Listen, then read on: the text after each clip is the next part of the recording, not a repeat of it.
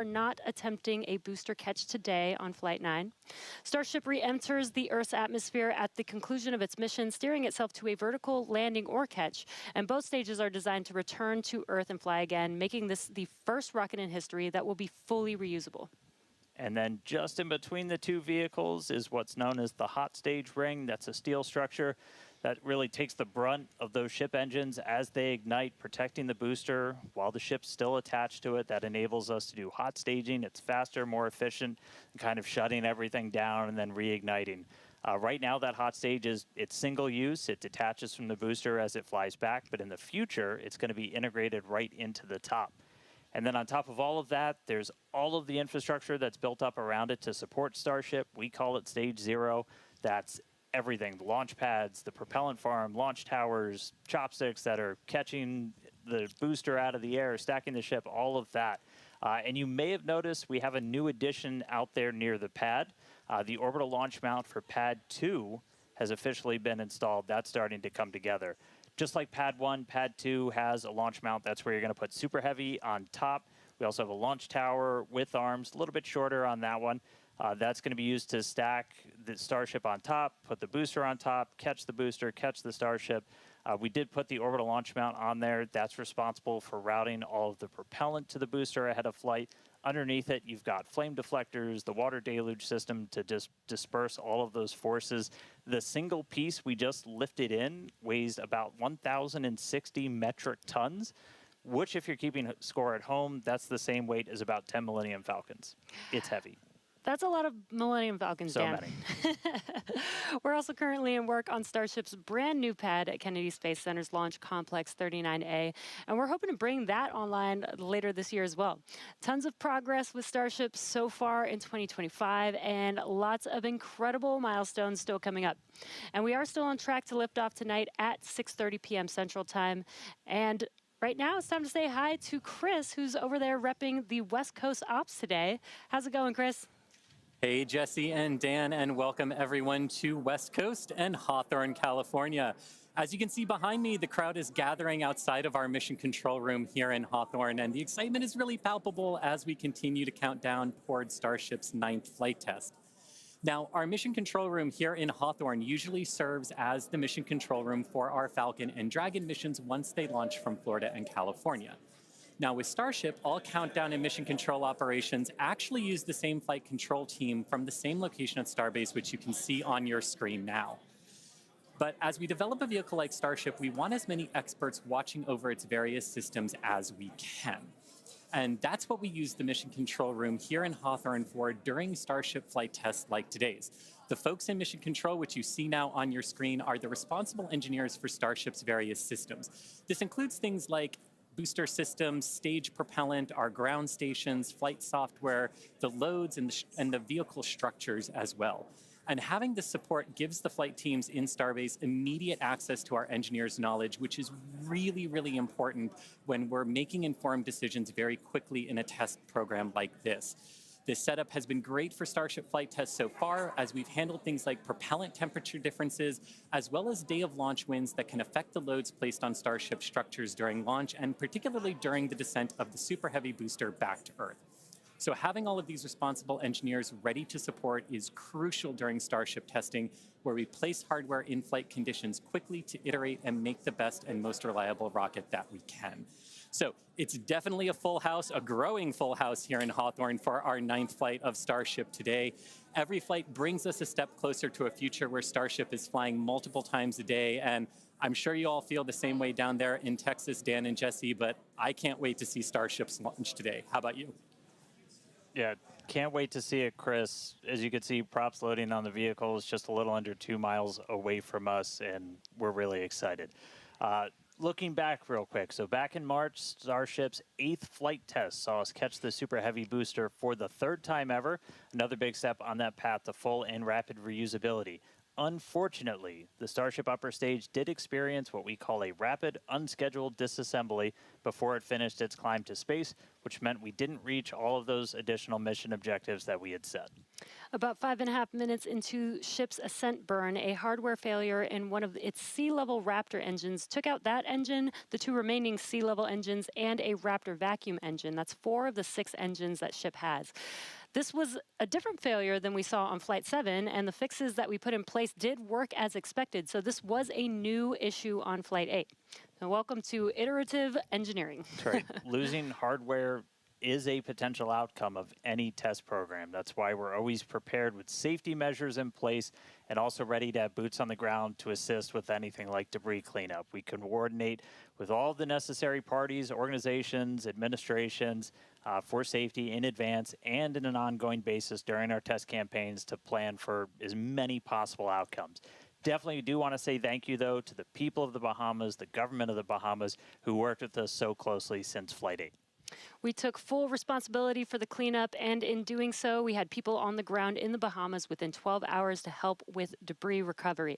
So all that said, we're moving forward in our development cycle with safety at the top of mind, and we fly again today to get this current iteration of ship to space and back. That's right. Putting hardware in a flight environment as frequently as possible, so you're seeing how things behave all together in the real world, then you're solving problems as they pop up. That's how SpaceX developed their very first rocket, Falcon 1.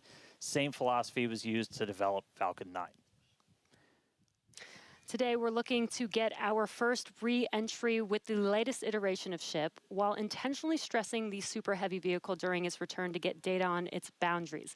And by stressing, we mean that we'll be pushing the flight envelope of Super Heavy as we fly at a higher angle of attack during descent towards the Gulf. Angle of attack in this case means that Super Heavy is pitched up to maximize drag and slow return. Because of this test, we will not be attempting to catch and recover Super Heavy, which again is flying for its second time today. So for a brief moment, this booster will hold the title as the Super Heavy flight leader. That's right. All right. Lot still ahead for today. Let's get into it real quick with this overview. As always, everything starts with a liftoff. 33 Raptor engines igniting. Super Heavy pushing itself and Starship into ascent over the Gulf. It's going to continue for about 2.5 minutes before we get to hot staging. Ship will ignite its engines. Booster will do its boost back burn and begin its flight experiments back for a hard splashdown in the Gulf of America. Meanwhile, ship continues its burn into space. And ship will remain suborbital. We will be deploying 8 Starlink simulator satellites and then head towards re-entry. We'll relight a Raptor engine as well as test experiments during re-entry such as missing tiles, metallic tiles, loading the vehicle's flaps, and then ship will attempt a flip maneuver, and if all goes planned, we'll conclude the test with a soft water splashdown in the Indian Ocean. So that's what we have on the menu for Flight 9 today. Whole lot. Flight 8's RUD taught us new lessons about Starship hardware, specifically the Raptor engines. And as we touched on earlier, the root cause was traced to a hardware failure in one of Starship's 3 center Raptor engines. Yeah, just since that flight, we've done more than 100 long-duration Raptor tests at our facility in McGregor. Huge shout out to that team for really putting in the work to better understand what happened. As a result, the engines that are on Starship's upper stage on the pad right behind us have a few changes. One of the key ones we did was additional preload on some of the joints, essentially some additional torquing, a new nitrogen purge system for the engines themselves, and made some improvements to the propellant drain system. After our first ever Super Heavy refurb campaign, we static fired with all 33 Raptor engines. This was a chance to see all the hardware operating together, and for this flight, our teams had an opportunity to make adjustments or hardware replacements for this first ever reflight of the Super Heavy booster. And then it was ship's turn. We took it through several static fires. First, we did this short duration single engine burn to simulate an in-space reignition of Raptor using those header tanks, those smaller tanks up in the nose cone. We also completed a longer duration 60-second burn with all 6 engines. So where you're really putting the entire propulsion system that's going to be used for the ship's ascent into space through the paces, making sure everything's working together before we go stack it on the pad.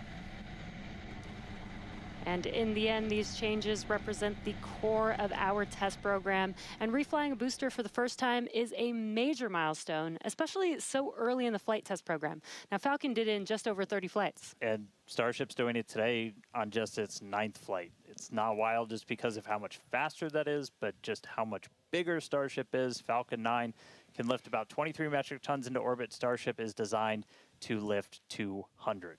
That is so exciting. And on top of that, we're also reflying engine 314 for its third flight, which you might recall is the engine with a pie on the nozzle. And there you can see that engine there.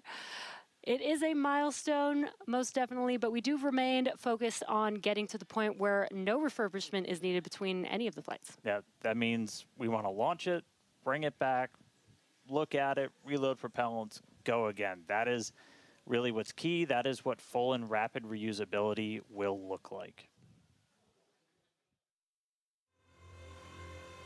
We're coming to you today from Star Factory, our new 1 million square foot manufacturing facility in Starbase, Texas.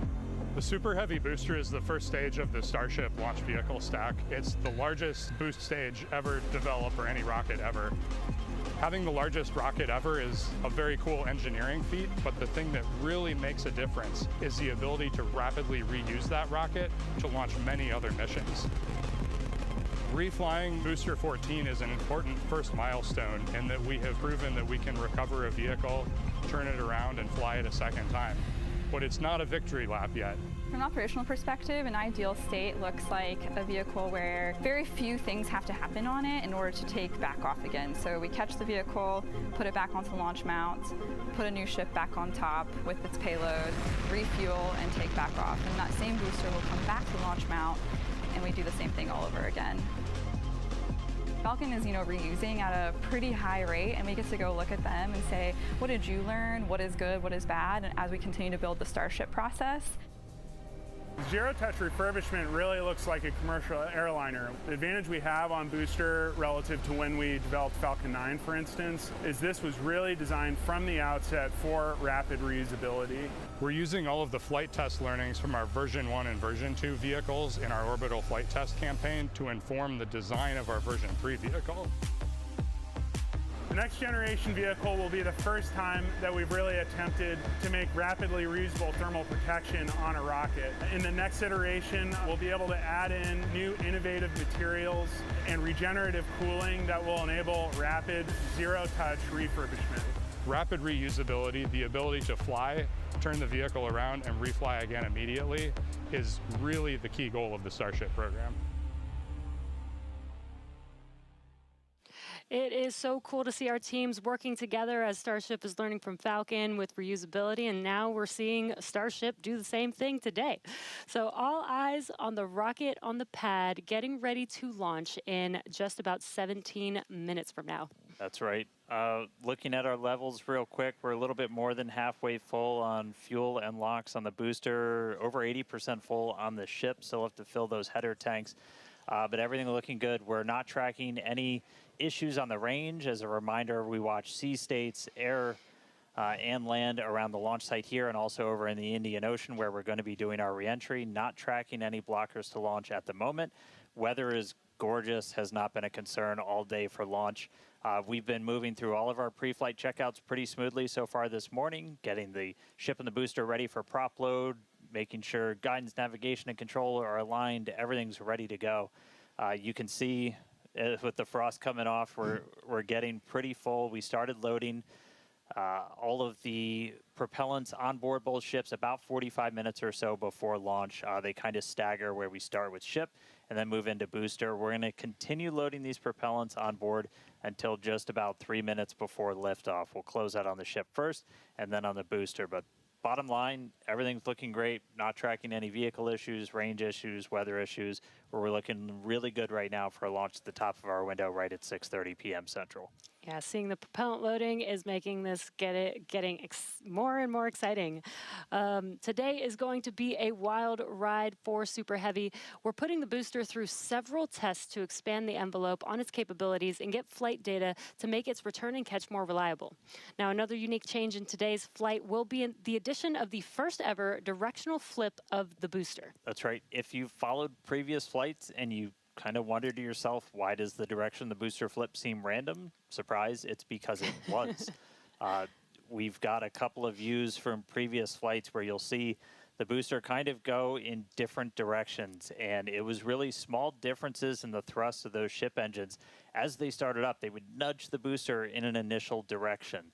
And so the booster would essentially sense that and then lean into it, and it'll react, the engines will gimbal, and then it'll continue the flip. That was the easiest option technically, but you do take some performance hits since you're essentially setting aside propellant to accommodate every single direction for a flip. Exactly, but if we know which direction we're flipping, then we know how much propellant we will need and can instead use more of the propellant to burn longer during ascent, adding more velocity to ship and increasing how much payload it can ultimately deliver to space. Yeah, so today I got my trusty Super Heavy here. We're going to intentionally try to flip straight up. So again, as you're separating from the ship, we want to get to here as you're doing that boost back burn. The fastest way is to just flip straight up and go into it. That's roughly what we did on Flight 5.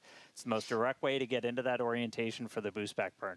What you don't want to do is when you flip all the way down like that, we did that on Flight 7, it takes you in a big loop, uses the most amount of prop, not efficient. We're at the point where we want to start kind of tuning it in and getting some extra performance out of the booster. Yeah, exactly. That's called optimization. That's right. To accomplish this, we made some changes to the hot stage adapter, welding reinforced panels over the vents in the direction that we want the booster to go. So when the ship engines ignite, the thrust will push against the blocked vents, which means that the nudge will be in the direction that we planned for. And then when we go to the next generation of ship and booster, we plan to control the flip direction by fine-tuning the engine startup sequence on the ship.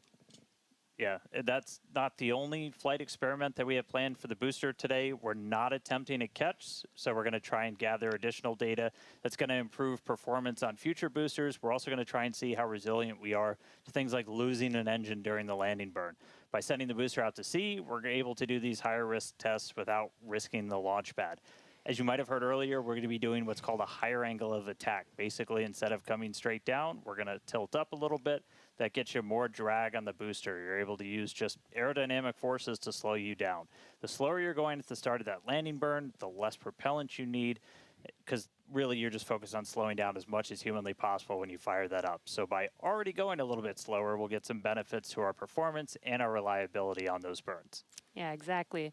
And there's definite uncertainty in how well the booster's grid fins and structure will be able to control its flight when we get into higher angles. So don't be surprised if it isn't a smooth descent for the booster down to its splashdown point today. The most important objective of this portion of the test will be getting actual flight data to help anchor our models. Now, we're hoping to fly the next generation of super heavy boosters at even higher angles of attack. So this test today will give us a better idea of what is feasible. Now, on top of all of this, we're going to see how resilient Super Heavy is to engine failures at the most critical times. Yeah, we're going to intentionally disable one of those 3 center engines and instead use an engine from the middle ring that's kind of right behind it. Those center engines are what we nominally use at the very last part of a landing burn as you're just kind of fine-tuning the booster's path into those waiting chopstick arms. This is going to act as a real-world simulation of a pretty scary situation where engines are not starting at probably the worst possible time, but we're going to do this without risking the pad. And then, at the very end of the landing burn, we're going to cut one more engine off and go down to only those 2 center engines. The burn is going to end while Super Heavy is still several hundred feet above the Gulf, so we expect it to make a pretty hard splashdown today. So, in all, pretty eventful day for the booster. And as many of you may know, water landings are actually uncommon for SpaceX. While other launch providers expend all of their boosters after flight, we land and reuse most of ours. All of these tests are going to help us improve future generations of Super Heavy until we reach its fundamental design, a fully and rapidly reusable and reliable rocket. All right, let's check back in with Chris in Hawthorne. How's it going, Chris? Hey, Jesse, my colleagues here in Hawthorne definitely agree with you. We can't wait to see the Super Heavy perform its second flight and see all of the work from our thousands of engineers and technicians in action today. Now, while this reuse milestone is incredibly important for Starship's development, Super Heavy boosters are not the only vehicles that we reuse here at SpaceX. We're big on reuse, and our Dragon fleet is another example of that reuse. And we actually control those Dragon missions from right here in Hawthorne in the mission control room that we talked about a little bit earlier. For Dragon and our human spaceflight program, this month also marks a big milestone for SpaceX, our 5-year anniversary of human spaceflight. Now, NASA astronauts Bob Behnken and Doug Hurley got us started back on Demo 2, which was notable for being the first time since the retirement of the shuttle program in 2011 that people launched to orbit from U.S. soil.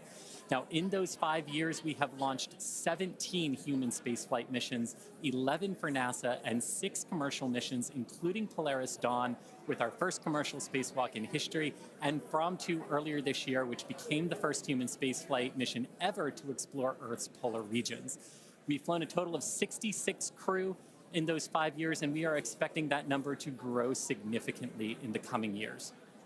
Now, most recently on our From 2 mission, the crew offered unique glimpses into the orbital spaceflight experience. And this was honestly just so cool to see. Thank you to our Starlink teams for making everything with the From 2 crew shared possible. This honestly made me feel like I was right there with them in Dragon. They were living, they were working, they were relaxing, they were doing their experiments while also having fun. Basically, just being people and inviting us along for the ride. And that was really meaningful. Being invited up there really showed how these are just the early days on the road to making life multiplanetary. And the vehicle that's going to make all of that happen is Starship. And Dan and Jesse, I don't know about you, but that is definitely a future I have wanted since I was a little kid, and I cannot wait to see us make it a reality. Yeah, right there with you, Chris. It's the fact that we're getting close to that being reality, that the vehicle that's going to go is sitting on the pad right there. Like, that's endlessly exciting. All of that's going to include sending humans, all of the infrastructure for a permanent presence on Mars. And we're looking ahead to sending the very first Starships to Mars as early as next year. Yeah, this will help prove that we can actually get to Mars with a focus on learning as much as possible while demonstrating what will be needed for Mars transit and landing. But before we can make life multiplanetary, we have to build the starships that will make this all possible. That's right. And that's happening right here, Starbase, Texas, the gateway to Mars. This is where we're soon going to be launching up to 25 Starship launches per year from here at Starbase. And the place is changing every single day. We've grown quite a bit just in the last couple of years. There's a couple hundred employees, their families living amongst actual rockets. We're in the process of expanding production and integration. We've got a target of 1,000 Starships a year we're going to try to hit. And recently, we did become a city of our own. We're the first city in Cameron County in 30 years. And that's just going to help us scale more quickly, try to build out the best community possible for all the people that are building the future of humanity's place in space. Starbase, pretty easily one of the most inspiring, exciting, unique places to live and work on the planet. As usual, shameless plug, we're always hiring. Come help us build the gateway to Mars. Visit SpaceX.com/careers. You can see all of our openings. And this is my first time in Starbase. And Dan, the Star Factory is a manufacturing engineer's dream. To be able to build a factory like this at such a large scale with such a large scale vehicle is so wild to me. And though I'm just visiting, Chris is hanging out right where I call home base. So let's check back in with Chris in Hawthorne. Thanks, Jesse. Yeah, everything here in Hawthorne's looking good. The crowd is gathered, really excited to watch the hard work of all of their colleagues come to fruition here for Starship on its 9th flight test. Not tracking any issues. We are excited to watch Starship do its thing today, make it halfway around the world, and test a lot of those critical in-space maneuvers and operations that will be vital for the program's continued operation. So Dan and Jesse, we can't wait for liftoff. Let's have a good flight today. Thanks, Chris. Now, if you're just now joining us, where have you been? But we're glad that you're joining us now. We are at T-minus just under 6 minutes until liftoff of the 9th Starship test flight. So far, the range is looking good. All the airspace and trajectory area that we are going to be launching through is looking good for our test flight today. Weather has been great. It was a little rainy and windy this morning, but it cleared up. It looks beautiful here in Starbase, and propellant loading continues on both stages. All right, yeah, it is continuing. We're a little over 90% full on our booster. We are pretty much full in the main tanks on ship, filling up those header tanks. We're going to continue loading prop for about 2 more minutes. Once we're done with that, you've got just under 11 million pounds of liquid propellant spread across those 2 stages. After we get through all of that prop load, our stage 0 will get ready. The ground systems will go through pushbacks, clearing all of those fluid feed lines back to the propellant farm, getting ready for launch. We did just see they did a flap wiggle check, so the final flap check on the ship. We're doing final alignments of the guidance, navigation, and control system, our thrust vector control, essentially our steering, checkouts of the flight safety system. So everything progressing right now. If we do need to hold, that can come at T-minus 40 seconds. That's a point built into the countdown where we can pause to wait for any final checkouts, pressurizations, anything that we need to complete. We can hold there. We will only hold there if we're tracking an issue. We're not currently tracking anything that will hold us at T-minus 40 seconds. But if you've seen a Starship launch before, they can happen. We can push through them and then launch that day still. Exactly. But when we do pass through T-minus 40 seconds, a number of events will occur in rapid succession. The ground spin and ignition systems come up to flight pressure, ship goes to internal power, and then after that, the quick disconnect or QD, arm lockout is removed in preparation for retraction just shortly after T-minus 0. And once we pass T-minus 40 seconds, we do still have the ability to recycle the count under certain conditions back to T-minus 40 seconds, and then hold there to assess what happened and see if we can proceed again back down to T0. Yeah, there are a couple of things, kind of gates in that timeline that if we pass through that and we hit a hold, we'd have to scrub for the day. One pretty visual one will be if the water starts flowing for that deflector system that's underneath the launch mount. That happens right at around T-minus 10 seconds.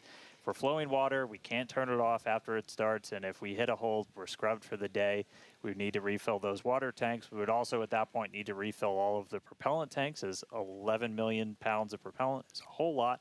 We can typically do that in about 24 hours, so we can always turn around to try again tomorrow. But we are coming up on 3 minutes away from liftoff. We should be hearing that we're closed out of prop load on the ship at this point. Booster coming up shortly. And wow, the weather just looks amazing there with Starship on the launch pad. Just about 2 minutes and 45 seconds from T0 with a lot of objectives for today. The booster, the Super Heavy booster flying today, will be flying for its 2nd time. Last flight was on Flight 7 and just turned around in 2 flights, which is pretty incredible. I'm super excited to see that booster fly again. All right, we did just hear we are going to hold at T-minus 40 seconds. So we'll pass along some more information once we hear that reason. But again, that's not the end of the day. We can hold at T-minus 40 seconds for quite a few minutes. We eventually have to start looking at our temperature of all of our propellant on board. That's usually what drives us to, if we've held too long, we have to stand down for the day. So we are expecting a hold at T-minus 40 seconds. Sounds like we're going to be doing some additional checkouts on the booster Raptor while we're at that T-minus 40 second mark.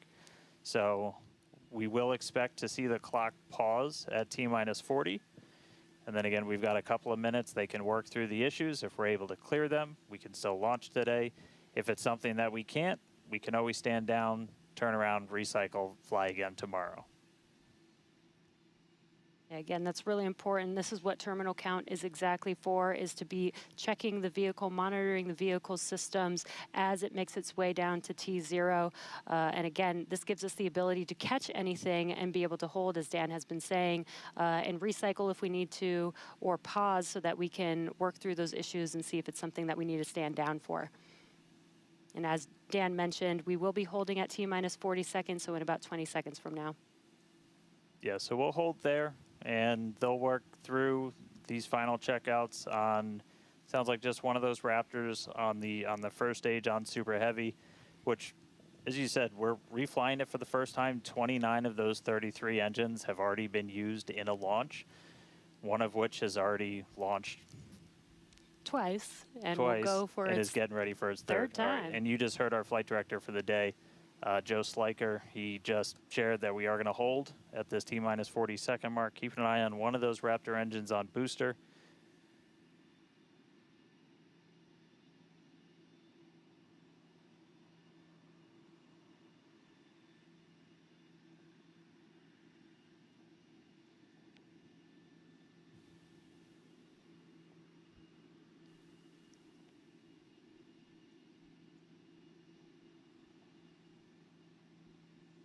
And if you're just now jumping in, we are holding still at T-minus 40 seconds.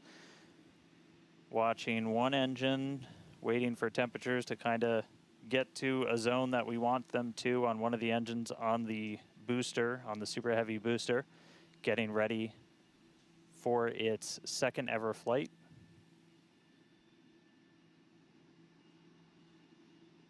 So we'll just continue to hold. Again, we can hang out here for several minutes. We held for a while on the first attempt last time and then cleared it, and then we triggered a different issue on the ground side. But again, this is exactly what it's for. This gives us the best chances at success. And the clock is rolling. There we go. All right. T-minus 30. Let's listen in. Watch that first flight proven Super Heavy. Get ready to take off from Starbase.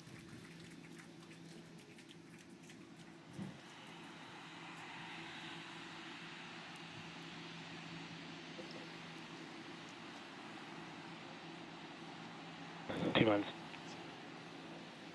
Delta 1. Hit hold.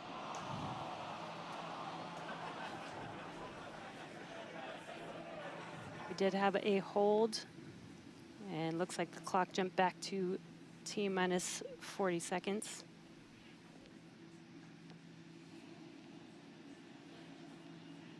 All right, so yep, we jumped out. I did not see the deflector go off. So hopefully we were right at around that T-minus 10-second mark.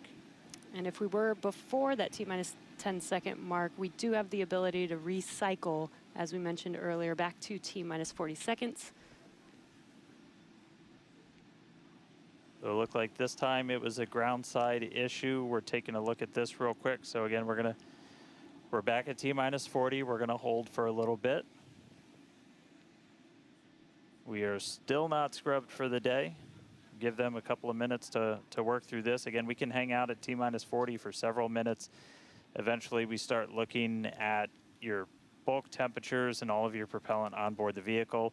We're not actively replenishing the propellant on board Super Heavy and Starship, and so you don't have essentially forever to hang out before things start to warm up. And you do want to make sure your temperature's in a really stable range for a healthy startup on Raptor engines. So they're going to work through this issue. We can continue to hold here for a couple of minutes. What's launch without a little extra added excitement?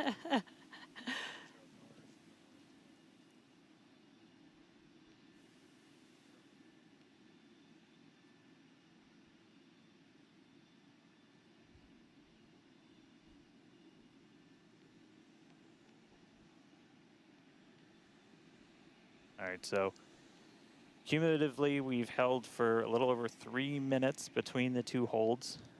Again, this is a ground side issue on our tower. The techs are looking through the data right now to see if it's something that we can either work through or if it would cause us to have to stand down. So we're continuing to hang out with them, holding at T-minus 40.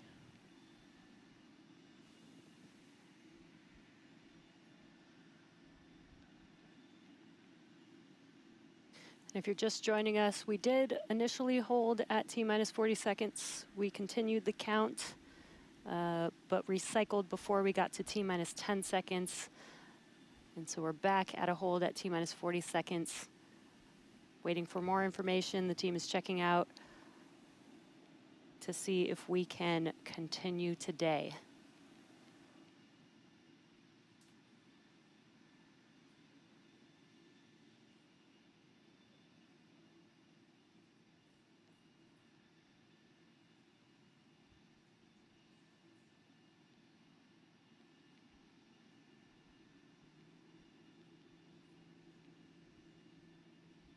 And we're continuing to hold here at T-minus 40 seconds.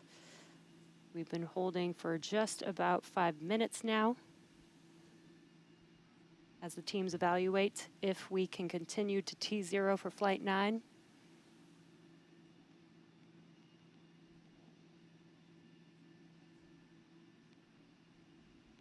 All right, so it sounds like we're coming to a resolution.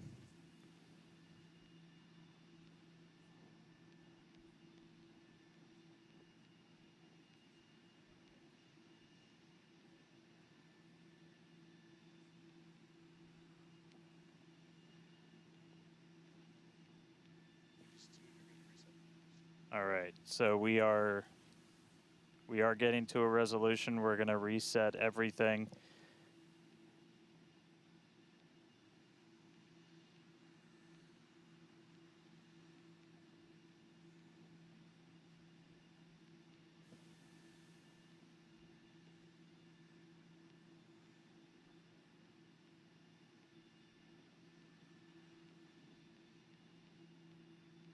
All right, so we're going to see the clock. It is now rolling.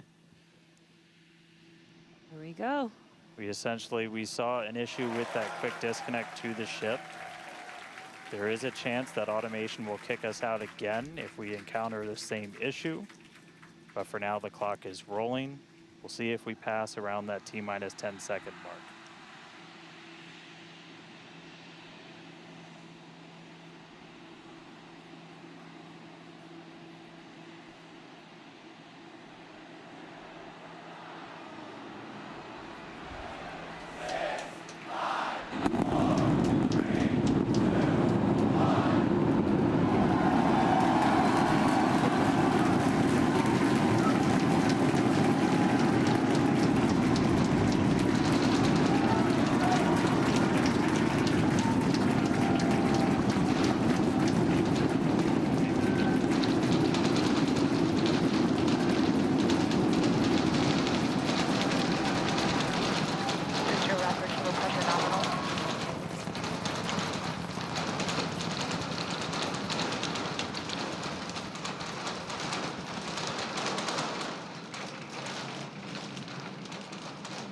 T plus 40 seconds, it's one hell of a sight from here. We see it arcing right over top of us. We see 33 out of 33 Raptor engines lit on Super Heavy as it starts to ascend skyward.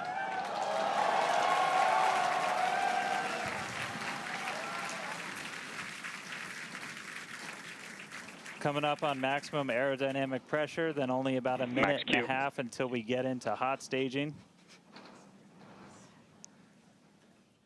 Wow, Dan, that was incredible. We could feel the building shaking here, feel the vehicle's power. Now we're just about a minute away from shutting down those engines on the booster. Again, this booster is flying for its second time today. All right, so hot staging coming up a little under a minute. We're going to see all but the 3 center engines turn off on the booster. So our version of MECO, most engines cut off. And then just a few seconds later, hoping to see 6 engines ignite on ship to push it away.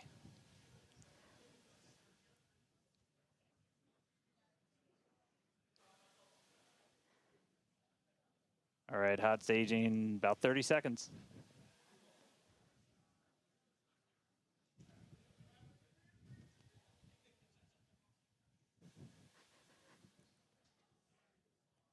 And definitely keep an eye on which way the booster flips. First ever directional flip we're going for today. Should flip straight up.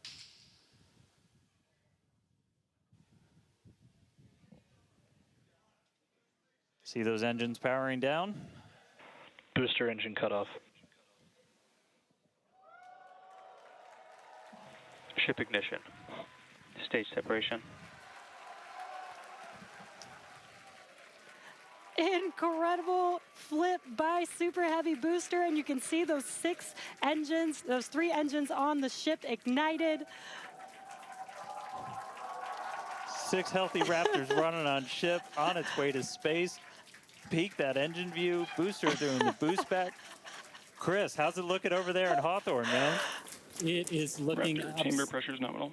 It is looking absolutely incredible here in Hawthorne. As we said, 6 healthy engines on ship. We've got 13 out of 13 engines on the booster. Now down to those 3, which is what we expect in the final moments of the boost back burn. Now, as a reminder, we are not recovering the Super Heavy booster today. We are instead going to do boost back shutdown. And there we had a good shutdown of the boost back burn. Next up will be the jettison of that hot stage Ship ring. avionics power and telemetry nominal. Great call out there that everything looking nominal aboard the Super Heavy vehicle, which is returning to Earth, and we're going to be doing some experiments with it, including a higher angle of attack re-entry, as well as some engine tests as it gets closer to the Gulf. We are, again, because of these tests not recovering it, we are sending it to the Gulf on purpose to do those tests. But again, you see the booster on the left-hand side of your screen. You see ship with 6 healthy engines continuing its ascent to its planned suborbital trajectory. Everything going very well so far for Starship's 9th flight. Now 4 minutes, 15 seconds in. Great views from inside of the aft engine area of ship there, looking at those 3 sea level and 3 Raptor engines on the right-hand side of your screen. The booster doing its LOX dump, that liquid oxygen dump. So because we don't need some of that liquid oxygen propellant in its tanks, we vent that propellant out to lessen the booster's mass as it comes in for its landing. Just absolutely gorgeous views watching these two vehicles do their respective things in the skies over Texas here today. And Dan, we're approaching the 5-minute mark into the flight. Super Heavy is descending rapidly. What can we expect here in the next few minutes as it does its atmospheric tests? Yeah, now as we had talked about, Super Heavy might not have a very smooth ride down. We're going to be putting it through this higher angle of attack. So we're kind of pitching it up a tiny bit, increasing drag.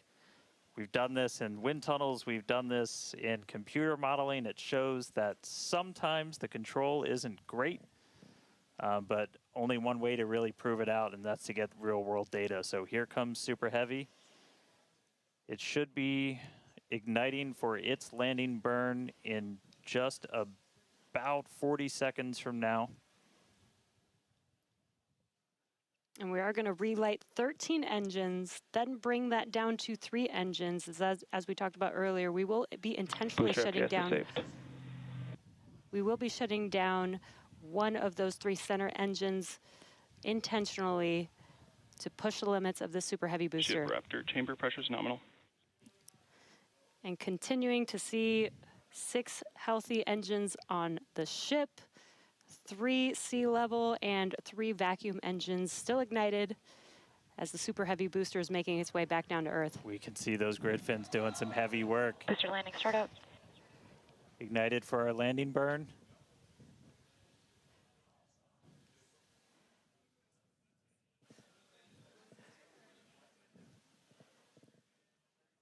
It may have ended with that landing burn. Does look like we lost telemetry from the booster once we started into that landing burn. Did you see confirmation that the booster did demise? So the booster's flight ending before it was able to get through landing burn, but again, we are not bringing that back. We were expecting it to make a hard splashdown in the Gulf. We were getting live data back the entire time through that high angle of attack flight, so that was something that was really vital for us to get during this reuse. First free flight of booster in the books. All right, ship has about 2 minutes left. Yeah, in about 2 minutes, we expect all 6 Raptor engines to shut down. That will be SECO, basically second engine or second stage engine shut off. And these are some incredible views, Dan, from the aft end of the ship, watching as the engines stay ignited with the Earth in the background. As always, the Starship avionics team, the techs.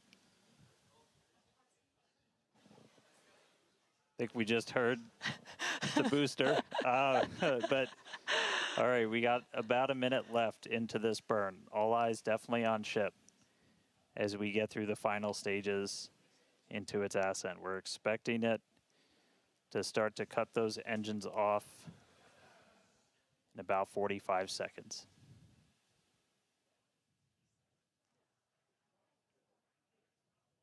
Terminal guidance.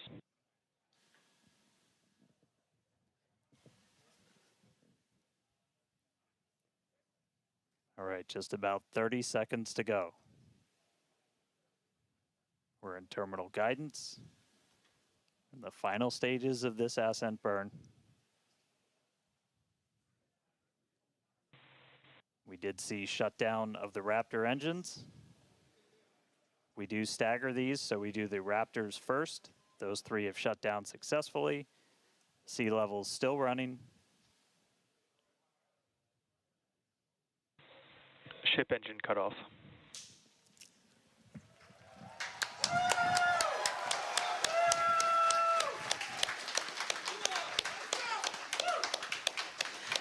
Ship engine cut off, the 3 most beautiful words in the English language. And great call out that we had nominal insertion.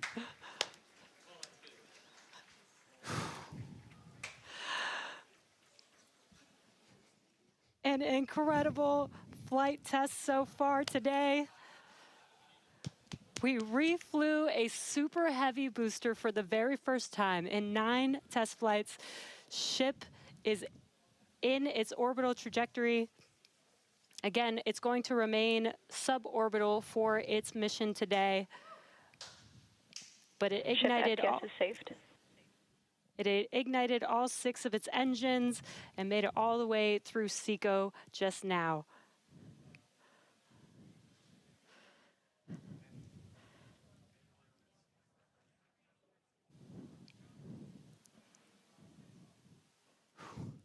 What a moment. Incredible. All right, but I mean, that's, still lots to come for the rest of this flight. Per usual, I need to collect myself. Hey, Chris, how's it going over there in Hawthorne, man? How's everybody doing? I think the elation and the excitement and the happiness at what we just saw achieved carried through across all of our sites. What an incredible view to see Starship back orbiting the Earth just under 11 minutes into our mission. Absolutely exciting to see all of this, and super pumped especially to see all of the team's hard work in action here today. As guaranteed, it has been an exciting evening so far for Starship's 9th test flight. We lifted off a little bit after 6:30 p.m. after a couple of holds that were triggered at the T-minus 40-second mark, but we were able to clear those, one on the Raptor, one on the tower, and we were able to lift off successfully from Starbase. 33 out of 33 Raptor engines lit on the Super Heavy, all 6 engines lit on Ship, bringing it to its planned suborbital trajectory around Earth. But as Dan said, we've got a lot still coming up in our flight sequence. So coming up at about T plus 18 minutes, 26 seconds, we'll have the first deployment of simulated Starlink satellites planned from Starship. That will be followed at about T plus 37 minutes and 49 seconds by the relight of a single Raptor sea level engine in space. This is going to help us gather data on our ability to do a deorbit burn for future Starship missions that will go orbital. And then, of course, one of the biggest tests yet to come is the new heat shield modifications to Starship. And that'll start with re-entry into Earth's atmosphere at about the T plus 45 minute mark, which should take about 16, 18 minutes to complete. And now today's reentry is going to test that heat shield like we said, specifically how Starship will hold up to 100 missing heat shield tiles on its thermal protection system. Now, we purposely took those 100 tiles off over very critical areas of the vehicle to be able to safely test on a flight like this suborbital trajectory into the Indian Ocean what might happen on an operational flight in those areas if we were to lose the primary heat shield tile over Starship. So very critical test coming up. And then after that, we'll have the final descent where we will again be pushing Starship to its limits. We definitely pushed the booster to its limits today to gather data, and we're going to be doing the exact same thing on that ship, seeing how the ship handles various flight conditions that we will need it to fly in as we look to one day soon bring ships back to Starbase for catch and reuse. Now, while there are payload simulators on Starship for deployment today, as we will see in a few minutes, the primary data and the primary payload for today is the data. And today, just like with Starship's previous test flights, that data is coming to us courtesy of our Starlink network. In fact, it is from Starlink that you are seeing these wonderful views of Ship in space right now. So, and I can't wait to see Starlink really provide those epic views and that data transmission during reentry, which is very, very critical to getting that data during reentry. So Dan and Jesse, it's been an exciting day so far. There's more to come as we get ready for Starship's first ever payload deploy. What can we expect next here in the next few minutes? Thanks, Chris. Just going to reiterate, thank you to the Starlink team for these incredible views today. In a few minutes, Starship will deploy 8 Starlink simulators, similar in size to our next generation Starlink satellites. The Starlink simulators will be on the same suborbital trajectory as Starship, meaning they will passively re-enter the atmosphere, just like Starship. With tests like these, we can see how Starship's payload deploy systems work in flight while ensuring that the simulator satellites pose no safety risk to people on Earth or for other satellites in orbit. Now, this also ensures that any parts of these simulator Starlink satellites that do survive reentry splash down harmlessly in the middle of the Indian Ocean. And then before we get there, though, we're going to have to open up that payload deploy door. So we've only ever done that one time before. Pretty sure it was Flight 3. Someone on the internet, please check me. But that was the only time we ever opened it. And we've had Starlink simulators on the last 2 flights, but we haven't gotten to this moment yet where we're able to open up the payload door and start deploying these. It's going to be pretty cool. We've got them stacked inside of the Starship payload bay, and we'll have potentially a couple of views. You saw one camera pop up. Oh, there we go. Look inside of the payload bay of Starship. You can see them stacked down in the middle of your view. There's kind of 4 on either side, so they're sandwiched on top of each other, a stack of 4 right behind each other. And then we're going to pop the door open. It's on the right side of your screen, so we'll see that open up and then start firing those Starlink simulators out into space. We are expecting the payload door to open in a little over a minute from now. And then once that payload door is open, about a couple minutes later is when we will start dispensing those Starlink simulators. That's what a view great right view. at the bottom of the stack. So should be able to see them kind of firing out from right there. So really cool. And eventually these are going to carry dozens of the next generation of Starlink satellite into space, and those are going to enable some truly insane things in terms of speeds from space and what we're able to do. Starlink's been really great for Starship, obviously. Getting live video back is really cool, but just the amount of high-speed telemetry, everything we're able to get back is insane. And for a development program, that's kind of everything. We're in excess of 130 or 160. My numbers are fuzzy right now, just like my brain is. But well in excess of 100 megabits per second of downlink, and a lot of that gets eaten up by video. We've got dozens of cameras across Starship. We added several more for this flight. You saw a couple of those as we have essentially 360 degrees. Oh. Open the pod bay door, Hal.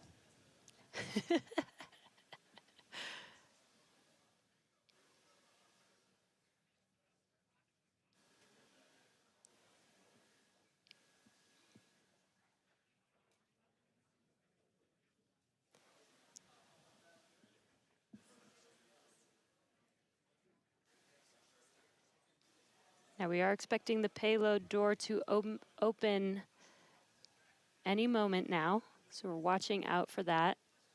Again, you're looking at the inside of Starship as it's suborbital.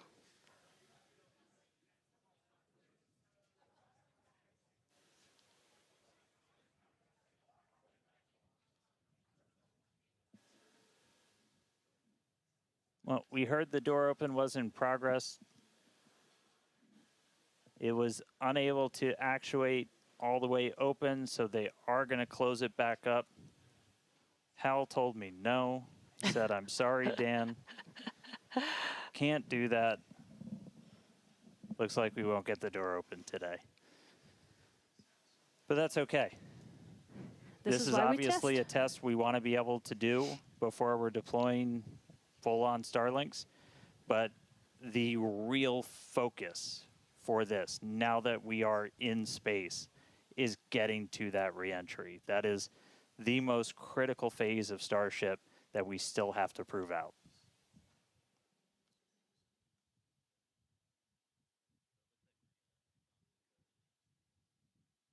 All right, well, so it does look like we're not going to be able to deploy Starlinks today, but we should have pretty frequent views from Starship. They might cut in and out every once in a while, but should be pretty regular. We are in darkness right now, so might be a lot of black, but the cool part is when we get to reentry, it's going to be daytime. Yes, and we did that on purpose so that we can get some live daytime views as ship is returning back to Earth. All right, so we are going to take a break. Enjoy these views as we get them. Enjoy the tunes. We'll be back in a couple of minutes when we get ready to relight one of those Raptor engines on orbit. See you soon.